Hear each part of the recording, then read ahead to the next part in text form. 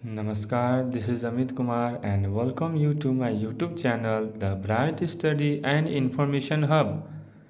जैसा कि आप सामने देख रहे हैं, पढ़ पा रहे हैं आप, एसएससी सीजीएल ने बहुत ही बदलाव किया। एसएससी ने जो है अपने सीजीएल जो एक वैकेंसी आता है, आपको पता है इसके बारे में, हर एक साल इसके लिए एक नए वैकेंसी आते हैं। तो इस बार जो वैकेंसी आने वाला है एसएससी सीजीएल का, लगभग 20,000 के आसपास वैकेंसी है और बहुत ही अच्छा सीट इस बार आ रहा है। हर साल क्या होता है कि कभी 10,000, कभी 8,000, कभी 5,000 ऐसे आ रहा था कुछ सालों से, लेकिन इस बार अच्छा वैकेंसी आने वाला है। 20,000 एक अच्छा वेटेज है। अगर 1 लाख फॉर्म भरा जा रहा है तो 20,000 जो सीट है, अगर जो अच्छा से तैयारी कर रहा है उनके लिए ये काफ़ी है। तो आप लोगों को मैं बताना चाहूँगा कि इसमें क्या हुआ है, एसएससी सीजीएल ने कुछ बदलाव किया गया है। क्या बदलाव किया गया है तो आप यहाँ पढ़ पा रहे हैं, लिख रहा है सिलेबस चेंज। सिलेबस चेंज का मतलब क्या हुआ?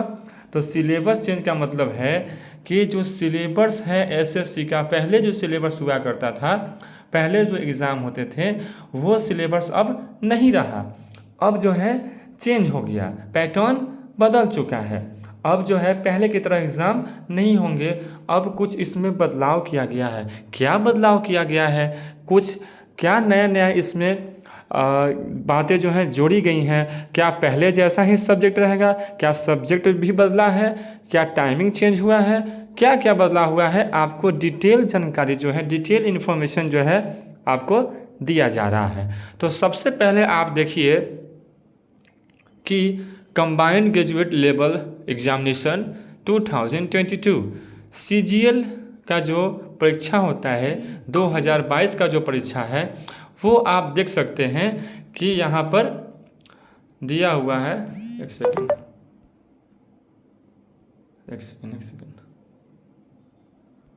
हाँ, सॉरी, माफ़ी चाहता हूँ। आप यहाँ देख सकते हैं दिया हुआ है कि कंबाइंड ग्रेजुएट लेवल एग्जामिनेशन 2022 में क्या है कि जो वैकेंसीज हैं कब आएंगे, कब से इसका फॉर्म भराएगा और कब से इसका डेट ख़त्म हो जाएगा, ये सारी जानकारी मैं एक वीडियो में मैं आपको पहले ही बता चुका हूँ। फिर से मैं रिकैप करना चाहूँगा कि 17/9/2022 मतलब ये चालू स्टार्ट हो चुका है। 17 सितंबर 2022 मतलब बीते हुए कल से ही यह फॉर्म भराना शुरू हो चुका है और मात्र 12 अक्टूबर 2022 तक ही यह फॉर्म भराएगा। तो ज़्यादा दिन, लमसम 20 दिन आपको दिया जा रहा है, तो आप फॉर्म फिलअप जल्द ही कर लीजिए, क्योंकि बाद में फिर वेबसाइट जो है स्लो हो जाएगा। तो आप अपना फॉर्म अवश्य फिलअप कर लीजिए। और इसके बाद क्या जानकारी है, इसमें कोई बदलाव नहीं है। जब डेट इशू होने वाला था वही टाइमिंग है, वही डेट जो है, जो पहले था वही अभी भी है। कब से स्टार्ट होगा और कब जो है इसका फॉर्म भरना बंद हो जाएगा, ये जो पहले था वही है, इसमें कोई बदलाव नहीं है। तो बदलाव क्या है वो आगे देखिए। देखिए, scheme for tyre 1 examination. Tyre 1 का स्कीम क्या है? ये जैसे पहले था वैसे ही है। जैसे आप जनरल इंटेलिजेंस एंड रीजनिंग, जो आप रीजनिंग का क्वेश्चन पहले बनाते थे, 25 क्वेश्चन रहते थे 50 मार्क के, वो वैसे ही अभी भी रहेंगे। जनरल अवेयरनेस, जीए जो आप पढ़ते थे, वो 25 क्वेश्चन आप पहले बनाते थे 50 मार्क्स के, अभी भी वैसे ही हैं। क्वांटिटेटिव एप्टीट्यूड मतलब मैथ का जो पेपर था, पहले भी 25 क्वेश्चन का था 50 नंबर का, अभी भी वैसे ही है। इंग्लिश कम्प्रीहेंशन पहले भी 25 क्वेश्चन का था 50 नंबर का, अभी भी वैसे ही है। पहले भी आपको 1 घंटा 20 मिनट दिया जाता था, अभी भी वैसे ही दिया जाएगा। अंतर क्या हुआ सर?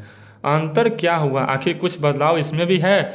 जी हाँ, बिल्कुल है। आप यहाँ पढ़िए, टायर 1 विल, यहाँ आप पढ़ सकते हैं, यहाँ ये इस ऑप्शन में दिया हुआ है कि tyre 1 will consist of objective type multiple choice questions. The questions will be set both in English and Hindi. Concept of English comprehension, there will be negative marking of 0.50 for each wrong questions. इसमें कुछ नया नहीं दिया है, मतलब पहले जैसे बताया जाता था कि आपको जो है क्वेश्चन जो है MCQ टाइप के आएंगे, मल्टीपल चॉइस क्वेश्चन रहेंगे। आपको एक क्वेश्चन दिया जाएगा और 4 विकल्प उसके लिए रहेंगे, 4 ऑप्शंस रहेंगे, कोई उसको एक चूज करना है जो सही जवाब रहेगा। और गलत आंसर अगर आप दीजिएगा तो 0.50 मतलब प्रत्येक 4 क्वेश्चन पर आपका 1 नंबर और कट जाएगा। तो ये सब आपको पहले जानकारी था, इसमें कुछ नया बदलाव नहीं है, इसमें कुछ लिखा नहीं है। लेकिन मैं आपको एक बात बता दूं, मैं आपको एक बात बताना चाहता हूं कि जो टायर 1 है, जो टायर 1 है उसमें कुछ बदलाव हुआ है। उसमें क्या बदलाव हुआ है कि अब टायर 1 जो है, याद रखिएगा, टायर 1 जो है अब केवल क्वालिफाइंग है। क्या है? केवल क्वालिफाइंग है। क्वालिफाइंग मतलब क्या?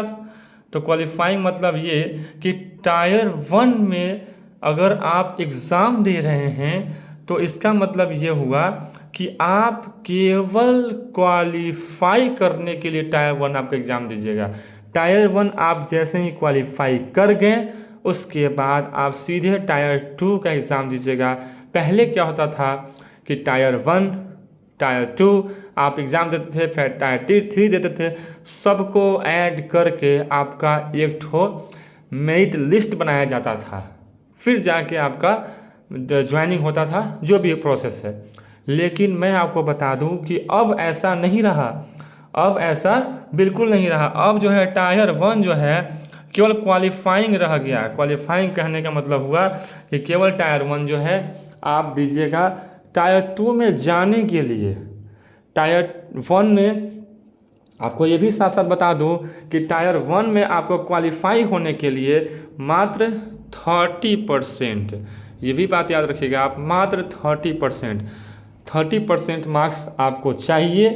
ये जो टोटल मार्क्स दिखाई दे रहे हैं 200 मार्क्स का, इसमें अब आपको मात्र 30% इसका आपको चाहिए। आपको 120 नंबर लाने हैं। अगर आप इतना मार्क्स ला दे रहे हैं आप आराम से आप टायर 2 दे सकते हैं। इसके बाद टायर 1 का कोई मतलब नहीं है। टायर 1 को आगे इसका कोई वैल्यू नहीं है। इसका जो वैल्यू है केवल क्वालिफाई करने के लिए रह गया। तो पहला बदलाव तो ये हुआ, आप देख पा रहे हैं कि पहला बदलाव तो ये हुआ कि टायर 1 जो है केवल क्वालिफाइंग हो गया। आगे और क्या क्या बदलाव हुआ है, इसके साथ ही मैं एक और बदलाव आपको मैं बता दूं कि पहले क्या होता था, टायर 1 होता था, फिर टायर 2 होता था और फिर टायर 3 होता था। तो मैं आपको एक और बिग न्यूज़ में देना चाहता हूँ इसी के साथ साथ कि अब जो है टायर जो 3 होता था आप लोगों का, वो टायर 3 अब नहीं होगा। जो आप पहले टायर 3 देते थे वो टायर 3 अब नहीं होगा। इसका मतलब क्या? इसका मतलब ये कि केवल और केवल अब टायर 1 और टायर 2 का ही एग्ज़ाम होगा, उसी पे मेरिट बनेगा। बस टायर 3 अब नहीं लिया जाएगा। ये भी एक बहुत ही बम्पर न्यूज़ है कि टायर 3 अब नहीं लिया जाएगा। केवल टायर 1 और टायर 2 में ही आपको मेरिट बन जाएगा। पहले टायर 3 का झंझट था कि डिस्क्रिप्टिव होता था, वो बहुत ही टेंशन था। आप कितना भी लिखिए वो एग्जामिनर के माइंड के ऊपर ही निर्भर रहता था कि वो कितना मार्क्स देगा। उसका मूड ठीक है तब तो आपको भरपूर नंबर दे दिया, उसका अगर मूड ठीक नहीं रहा तो आप कितना भी लिखे रहेंगे आपका सब किया धरा रह जाएगा। तो ये बहुत ही खुशी का बात है आप लोगों के लिए कि टायर 3 चला गया। तो क्या टायर 3 चला गया तो कुछ और बदलाव है? बिल्कुल है। टायर 1 का तो आप देख रहे हैं, टायर 1 का कोई वेटेज नहीं है, बस आप क्वालिफाई करेंगे और आप टायर 2 दे देंगे। तो टायर 2 में क्या है? टायर 2 में तो जानने का ज़रूरत है कि टायर 2 में क्या है, कुछ एक्स्ट्रा है क्या? बिल्कुल है। देखिए ये पढ़िए, बहुत इंपॉर्टेंट न्यूज़ है, बहुत इंपॉर्टेंट न्यूज़ आपके लिए है। Minimum qualifying marks in tier 1 section 1 section 2 module और section 3 of paper 1 of tier 2 paper 3 paper 2 of tier 2 examination are as follows. मतलब आप देख सकते हैं कि टायर 1 में जो क्वालिफाइंग मार्क्स है यूआर के लिए 30% है, जैसा मैंने बताया था। फिर ओबीसी के लिए जो है 25% है और अदर कैटेगरी के लिए 20% ही है। इतना मार्क्स जो लेकर आ जाएगा वो टायर 2 का एग्ज़ाम दे सकेगा बस। फिर इसमें पढ़िएगा, सेकेंड में आप पढ़िएगा, सेकेंड में आपको देखने को मिलेगा यहाँ दे रहा है कि maximum percentage of error allowed that is minimum qualifying standard in module 2 of section 3 of paper 1 of tier 2 examination that is डिस्ट आर एज फॉलोज। मतलब जो क्वालिफाई करके जो टायर 2 में एग्ज़ाम दे रहा है, module paper of section 3 of paper of tier 2 examination, वो आपको अगले पेज में जो है आपको दिखाया जाएगा। आप इसका ये जो विवरण दिया हुआ है 20%, 25%, 30%, वो आपको आगे के पेज में दिखाया जाएगा।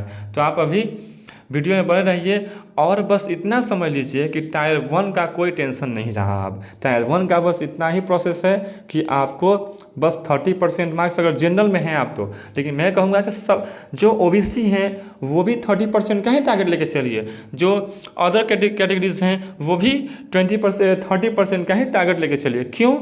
क्योंकि अगर आप पहले से ही 20% मार्क्स लाने का सोचेंगे तो आपको जब सेकेंड टायर 2 जब दीजिएगा तो फिर आपको बहुत प्रॉब्लम फेस करना पड़ जाएगा।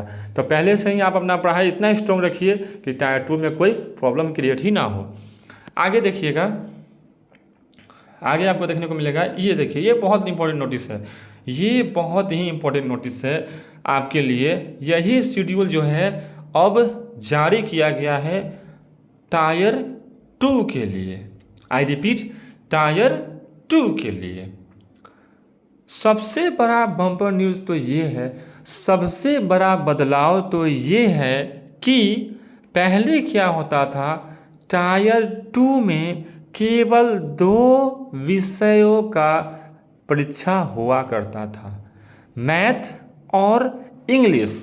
मैथ 200 मार्क्स का होता था, 200 नंबर का होता था, और इंग्लिश भी 200 मार्क्स का होता था। लेकिन अब इसमें सबसे बड़ा बदलाव क्या किया गया कि इसमें मैथ पहले से था, साथ में जो है रीजनिंग ऐड कर दिया गया। आप यहाँ देख सकते हैं, साथ में जो है रीजनिंग ऐड कर दिया गया। ये देखिए यहाँ पे आपको दिखाई दे रहा है, रीजनिंग ऐड कर दिया गया। फिर जनरल अवेयरनेस भी ऐड कर दिया गया, जीके भी अब इसमें आएगा, जीके हो गया, फिर से करंट अफेयर सब इसके अंदर आ गया।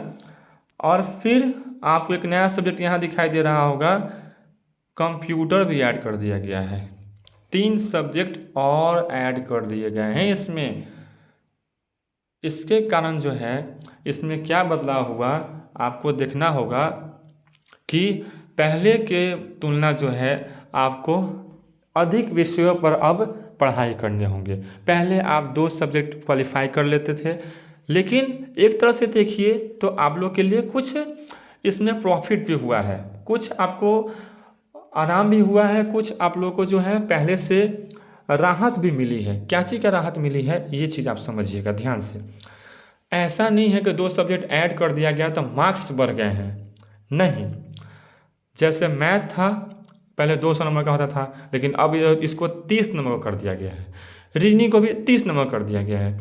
इंग्लिश जो है 45 नंबर का है और जनरल अवेयर्स को 25 मार्क्स कर दिया गया है।